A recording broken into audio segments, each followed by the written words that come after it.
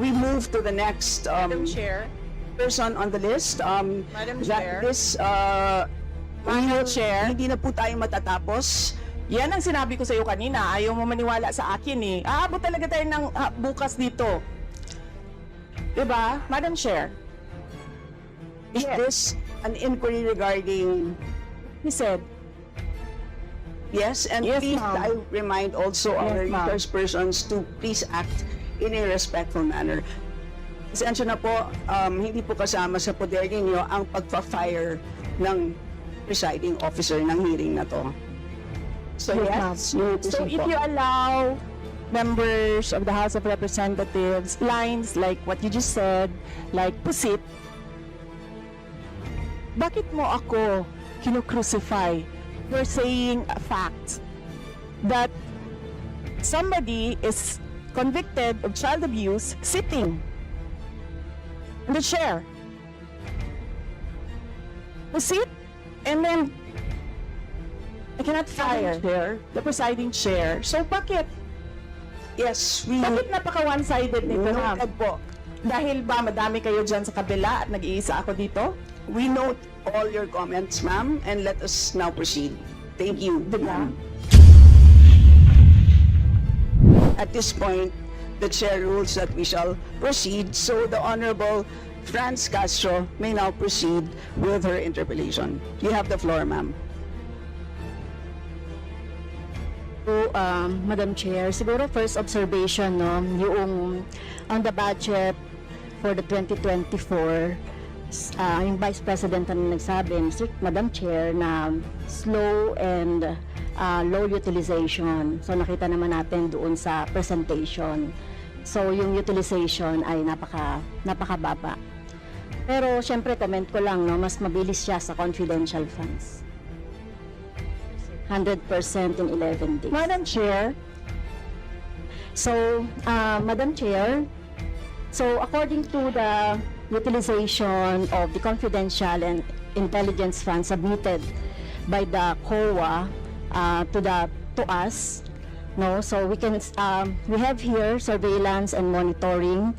Sabihin ko lang, Madam Chair, no, yung purchase of information out of 125 million confidential funds in 2022, purchase of information 14 million, payment of reward 10 million, rental and other incidental expenses relative to the maintenance of safe houses 16 million, purchase of supplies 35 million, provision of medical and food aid 40 million, payment of incentives or traveling relative to confidential operations is 10 million.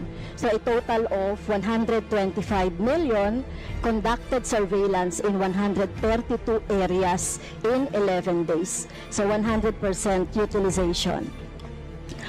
Madam Chair, I have also here a report about the notice of disallowance. According to the notice of disallowance, the COA disallowed 73,287,000 out of 125 million confidential funds used by the OVP in 2022. So this is 58.63% of the 125 million.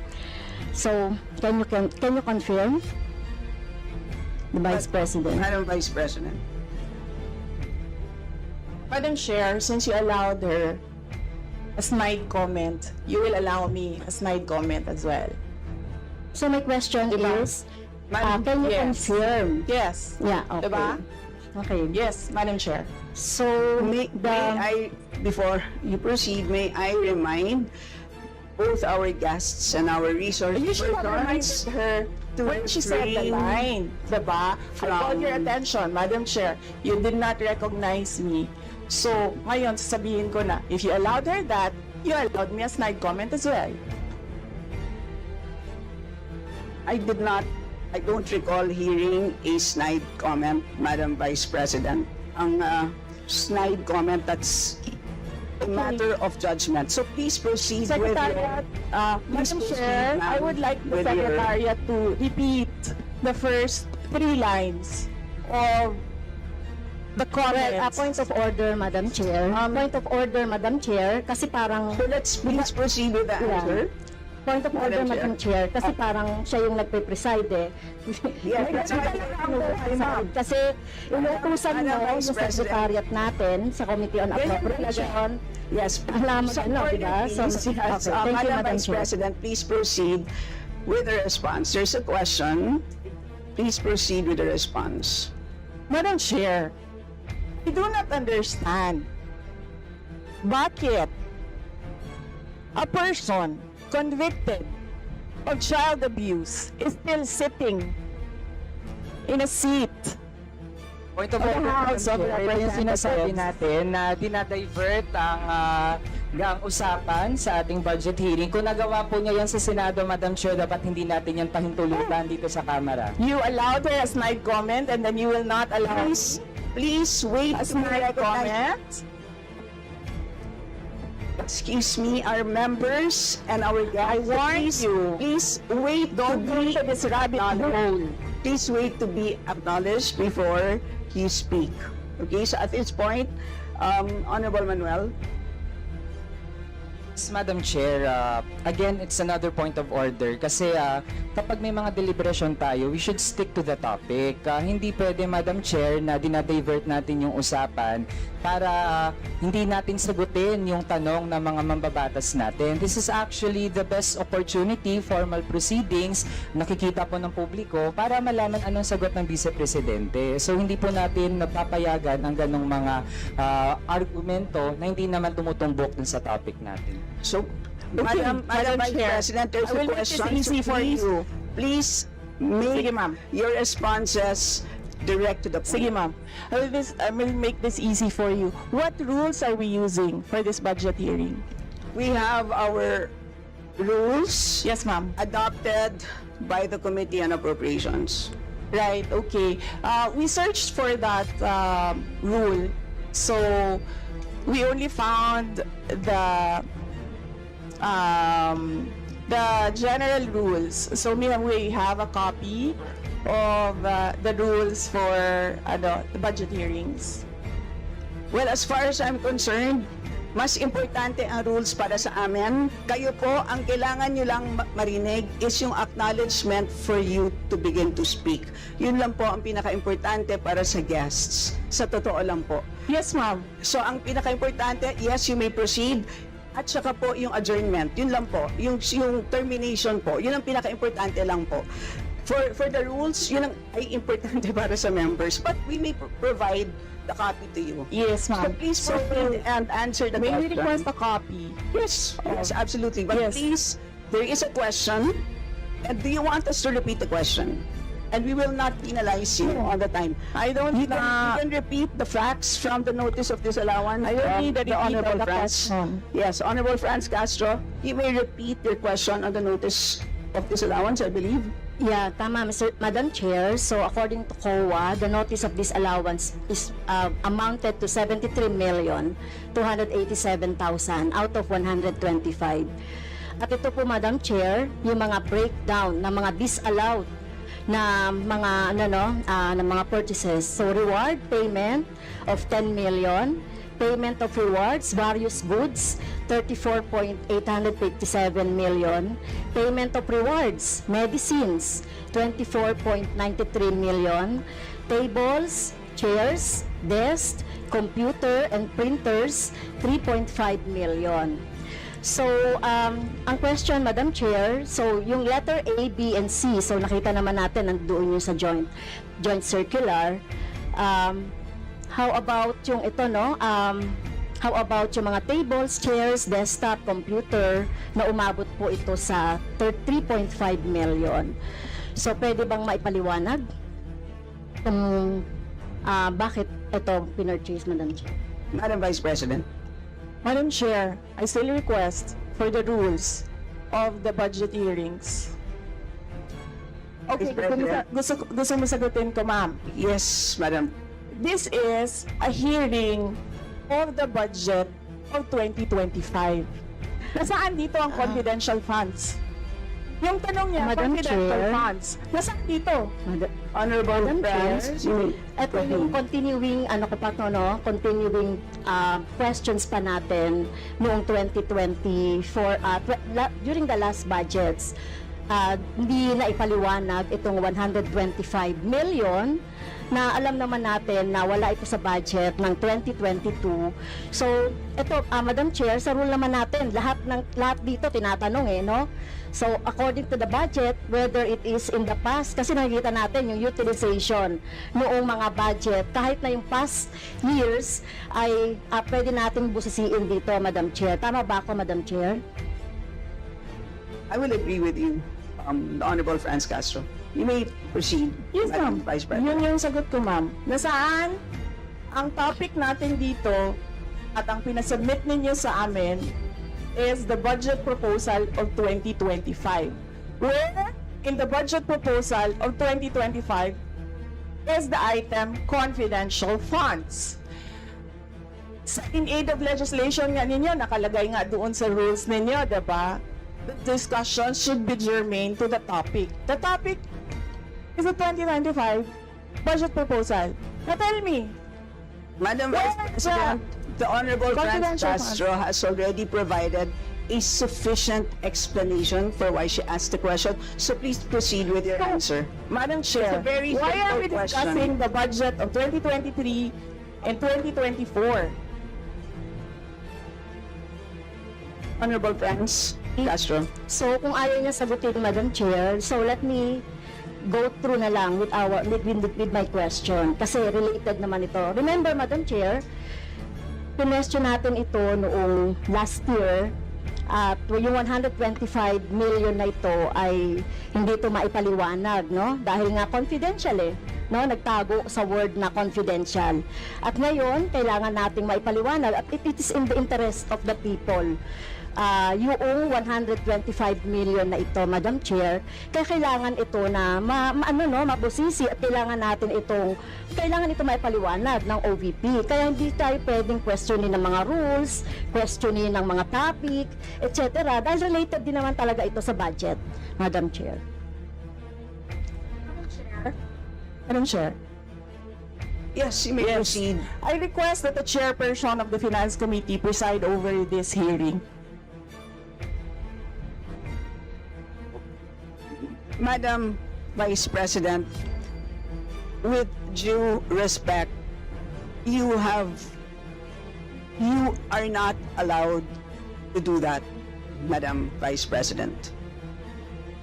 You are not allowed to introduce any motion. You are a research person this Not- hearing, Madam President. I did Vice not move, President. ma'am. I requested as your research person, I requested So that the your request chairperson is of the denied, committee. Madam Vice President. Just please answer the question. The issue on confidential funds falls squarely within our discussion of your 2025 budget. Narinig mo yung sinabi niya, ma'am? Narinig mo yung Please proceed. nakikinig ka sa kanya kanina? Absolutely. Walang rules dito. Please proceed and answer the question. It's a very simple question. Di ba? Please explain the specific spending on those items that she enumerated, amounting to a total of Honorable Franz, do you want to Amounting repeat to a it? total of 73.287 million. So, dahil may notice of disallowance, so ibig sabihin, Madam Chair, illegal ito at not in accordance with the joint circular by the COA, BBM, and other related agencies. So, kung ito ay dinisallow, so ibig sabihin, illegal yung paggamit nito. Madam Chair, nitong mga items na binanggit ko po, Madam Madam Chair. Chair, you cannot Madam Vice President. allow a member of the House to just claim that it is illegal.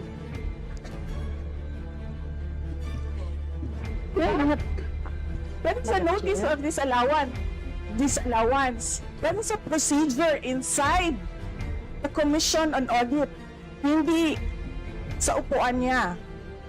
The honorable friends. Okay, thank you, Madam Chair. So, thank you for the explanation, Vice President.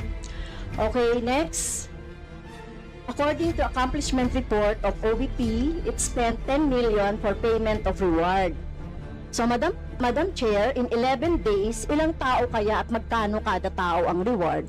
In fact, COA disallowed the whole amount spent by OVP for payment of reward. Hindi ba, Madam Chair, questionable ito? Madam Chair, the invitation letter that we received from the House of Representatives. Dear Vice President Duterte, the House Committee on Appropriations will hold briefings, hearings on the budget proposals of various departments, agencies, and corporations relative to the fiscal year 2025 National Expenditure Program as the basis of the fiscal year 2025 General Appropriations Bill. Nasaan? Sa presentation ko kanina, ang haba. Ang confidential funds. Honorable friends, Castro.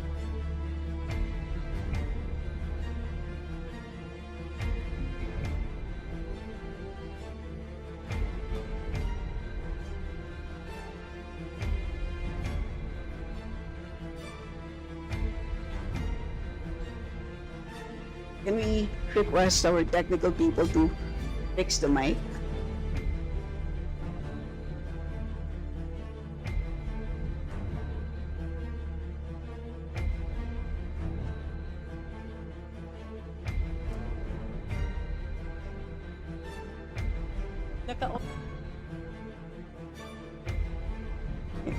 Can everybody check their mics and make sure that they're switched off para maka-switch on yung si friends?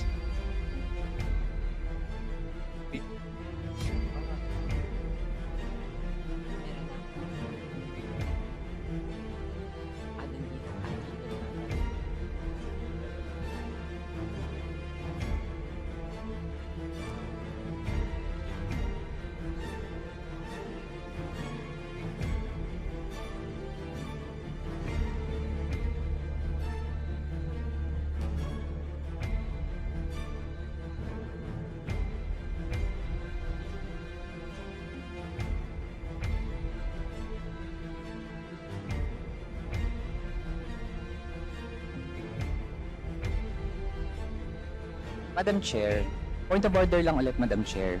Kasi kailangan lang nating ma-establish. I would assume hindi naman po pinanganak kahapon ng ating resource person. Practice po natin sa Madam House Chair, that is a bago polite po- remark. na para po tayo ay makapagtalakay ng budget na pinopropose para sa susunod na fiscal year, chine-check natin paano din gumagastos yung mga ahensya even in the current year and in the past year.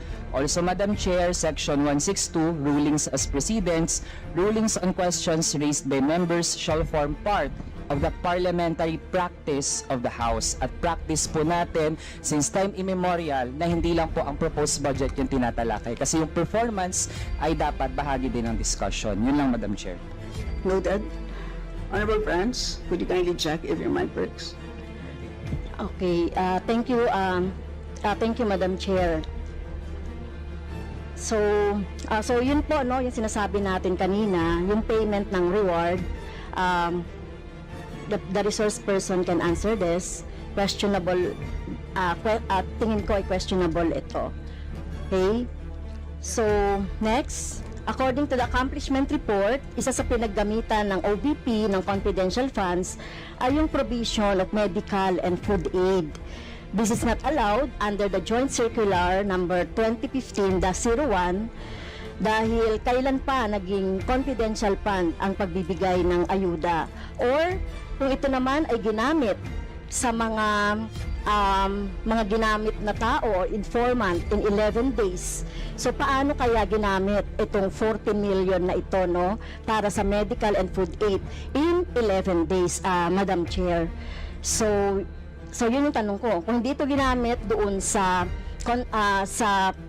mga aids, medical aid or food aid, Pero paano kaya, Madam Chair, ginamit itong 40 million na ito as a medical and food aid ng ilang tao in 11 days? So, yun po yung tanong natin, Madam Chair. Madam Vice President.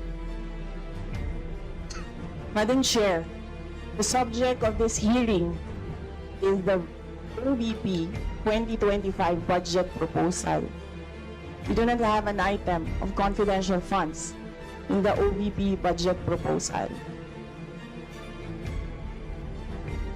Honorable Branch. So, may I continue, Madam Chair? Isa sa bumubukol na confidential fund ng OBP noong 2022 ay nasabi ko na, Madam Chair, yung medical and food aid at saka yung mga purchase of supplies. According to the accomplishment report, the OBP spent 40 million now for medical and food aid in 11 days. So, ang ibig sabihin nito, Madam Chair, konting math, tumapatak na 3.64 million kada araw ang gastos, no, para sa food and medical aid. So hindi natin maintindihan, Madam Chair, paano ito ginastos in 11 days, no? 3.64 million kada araw dito sa item na ito. Madam Vice Do you want to President. comment? Madam Vice President. I did not call you, ma'am. It was Representative Arroyo who called you. We, the chair, would like to remind both the resource persons and the members to please wait to be acknowledged before you speak. Yes, ma'am. So, Tinawag you mo mean, ako. yes, For what, to respond. So any comment, Madam Chair, dun sa sinabi natin based dun sa accomplishment report? So kung gagamitan natin ng konting math, 3.64 million kada araw ang gastos para sa medical and food for 11 days. For how many people ba ito? Madam Chair, the topic and the invitation of the House of Representatives to the Office of the Vice President for this hearing is the 2025 budget proposal. There is no confidential funds in the 2025 budget proposal. For the information of the body, the letter that we sent, our Madam Vice President, reads as follows. In the second paragraph, we noted the following topics to be discussed. Item number 3 is comparative budget allocation and utilization rate from fiscal year 2019 to 2023. That's item number 3. So I can provide you copies of the letter. So clearly, confidential funds spent in 2022 falls squarely within that. So yes, Honorable Francie, may proceed. Yes, Madam Chair. So, mukhang hindi na tayo sasagutin ng hindi na ako sasagutin ng ating Vice President. So, sa bawat sagot kasi na ganyan ng ating Vice President, for the record, since ayaw magpaliwanag ang VP, so ibig sabihin nito, yung paggastos ng 125 million ay na pera ng taong bayan ay hindi maipaliwanag. So, yun lang, Madam Chair. Kaya hinihiling natin sa Vice President o OVP na kailangan na maipaliwanag itong mga sinasabing item dito. Anyway, Madam Chair, sa kanila naman nanggaling, no, yung utilization of confidential and intelligence fund. And of course, ito lang naman ang hawak ko din dito, yung notice of disallowance. Kaya gusto talaga nating maintindihan, Madam Chair, kung ang notice of disallowance ay, so syempre, papaliwanag pa nila yan, kung paano, di ba? So, kailangan malaman din ng taong bayan na sila yung nagbibigay ng pondo para sa operations ng OVP at lahat ng mga agency. At kailangan yung maipaliwanag. So, hindi pwede yung ganyan na yung tactics na ganyan na parang parang sorry for the pusit, na kapag nasusukol na ang pusit ay nagaano ng maitim na tinta. So ayaw natin ng ganun, Madam Chair, kasi yung atin namang pinag-uusapan dito ay budget, no? So wag naman mag-ugaling pusit ang Office of the Vice President. Madam Chair, may I point of information only, Madam Chair? May I? Madam Chair, No, sorry, wait, before you, I'd like to, before we proceed to the next person on the list, I believe that our former President, Gloria Macapagal-Arroyo, would like to interject. Observation made in relation to the point of order, because in the beginning, it was settled that the issue would be the 2025 budget. And in all our hearings, to what I recall, when we want to question something about performance, we question the 2024 budget, not the 2023 budget. What is being questioned now is the 2023 budget, which was discussed very extensively last year. And that is the reason why the House removed the confidential funds.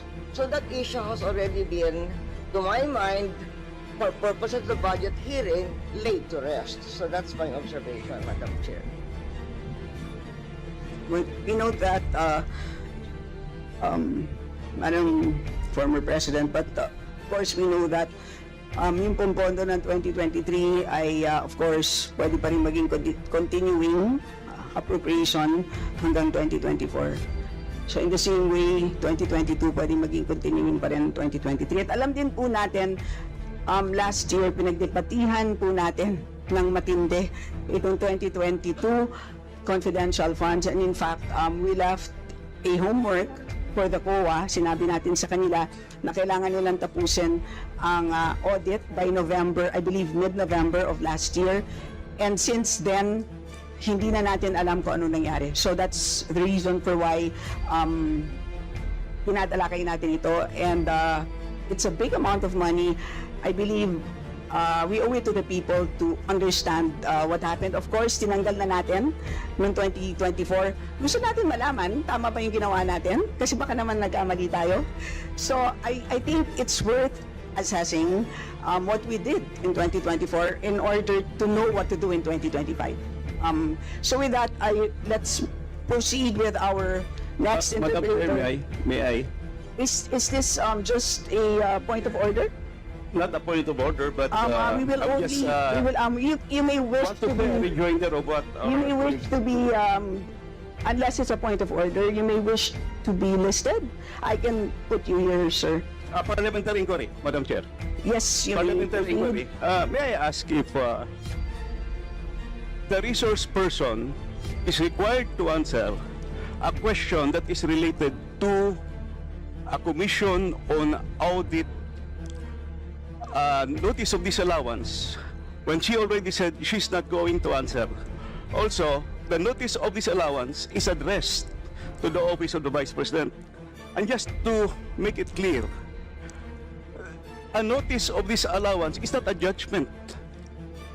It is a request, it is an order from the Commission on Audit for the particular office to explain what are the particulars. At saka hindi na yan legislation side. That is already on the accountability side in the budget cycle.